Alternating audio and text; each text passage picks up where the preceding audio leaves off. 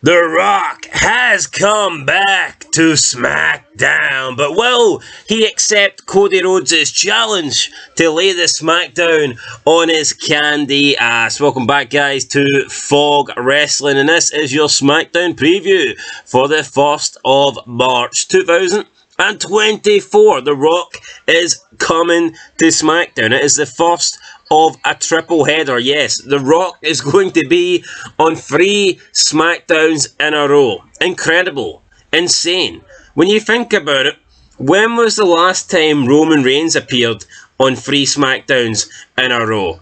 It's probably been years since Roman Reigns appeared on 3 consecutive SmackDowns. And how embarrassing would it be if we get The Rock the next 3 weeks in a row, but we don't get Roman Reigns? I'm not saying we need Roman Reigns, but he is the full-time wrestler, supposedly. He is the world champion. He is the man. He is the face of the WWE, not The Rock. The Rock's the real star here. The Rock's the movie guy that hasn't got time to do wrestling.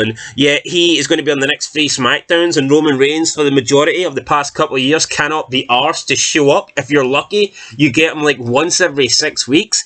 That's garbage. That is garbage. The Rock putting Roman Reigns to shame. Anyway, enough about Roman Reigns.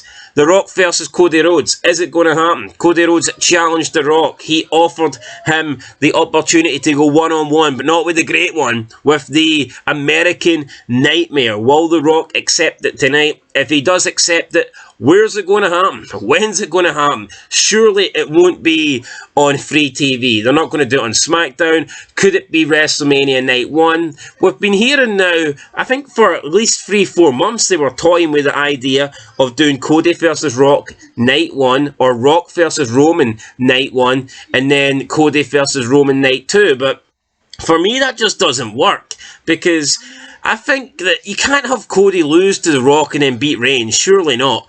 But you also can't have Cody beat The Rock and Roman Reigns in consecutive nights. That would also be bullshit. Cody Rhodes does not deserve that. So it's interesting to see what they do with this. I mean, they could do it maybe for WrestleMania Backlash, but they're not going to do that. It's in France. That's not a big enough show for The Rock.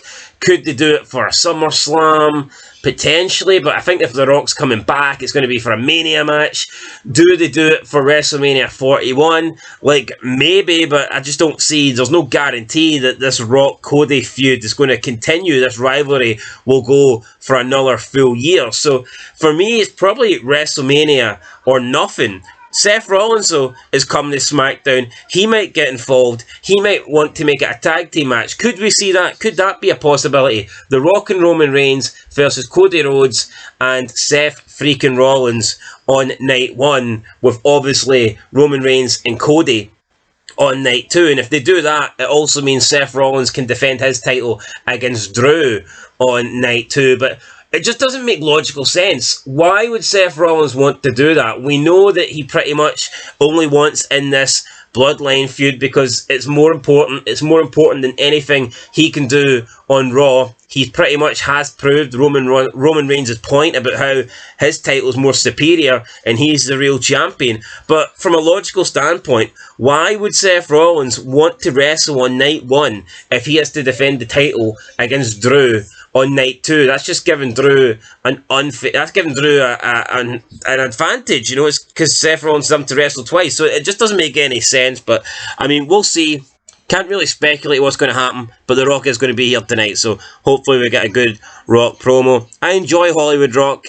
To me, it's better than the cookie cutter Rock. Like, The Rock back in the day was great, but I think when we've seen him come back in recent times, he's just been okay, and I think at least if he goes Hollywood Rock, it gives him a chance to show a different side, so I'm all for that. Right, Dakota Kai tonight returns to the ring. She teams up with her friend Bayley to take on the Kabuki Warriors. So I guess that Dakota Kai has, at the moment, left Damage Control. I'm assuming Damage Control is now the Kabuki Warriors and Io Sky. Even though it's Bayley's group, it looks like Bayley's been the one kicked out. Will Dakota Kai turn on Bayley tonight, or is she going to be her best friend? I think she'll turn on Bayley for the pure reason is I just believe that Bayley needs an English talker to build this feud, to build this rivalry with Io Sky. We've got 5 weeks to go until Mania.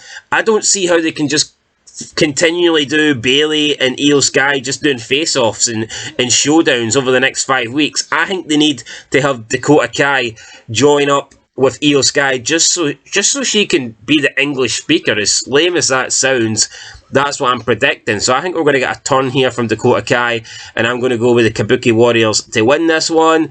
Moving on to the next match, we have Carlito versus Santos Escobar in a street fight. These guys have been feuding for a while now.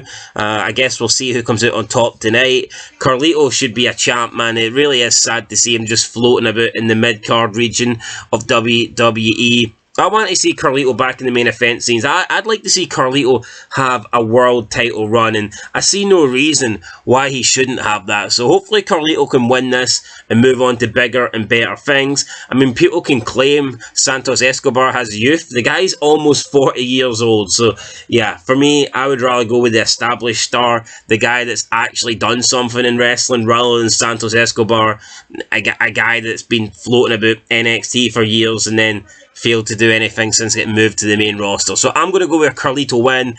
And then we have Naomi taking on Tiffany Stratton. Both of these women did not have a successful Elimination Chamber. They got eliminated first and second, and I guess now tonight we have a chance to see who is the better of the two. Will Naomi be glowing, or will it be Tiffy time on SmackDown? I think you should go with Tiffany Stratton. I think she's the future. She's got more to offer. Naomi bailed on the company. She left the company. She's old news. For me, she never was good. She never was great. She's like a decent mid-carder, but for me, that's it. She should be somebody that just gives wins to main eventers, okay? She shouldn't be someone challenging for titles, and she shouldn't be someone that is, you know, beating good wrestlers and people with potential. So for me, I'm going to go with Tiffany Stratton to win. That's pretty much it. Braun Breaker picked up his first debut win on SmackDown last week. Will he be in action tonight? Who knows? We'll have to wait and see. Jade Cargill, I think she's still yet to decide which brand she's going to be on. Will we see her tonight?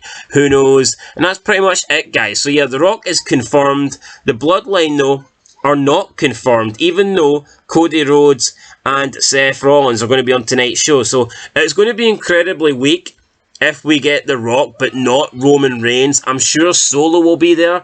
I'm sure Jimmy will be there. And I'm sure Paul Heyman will be there. But will Roman Reigns be there? Who knows?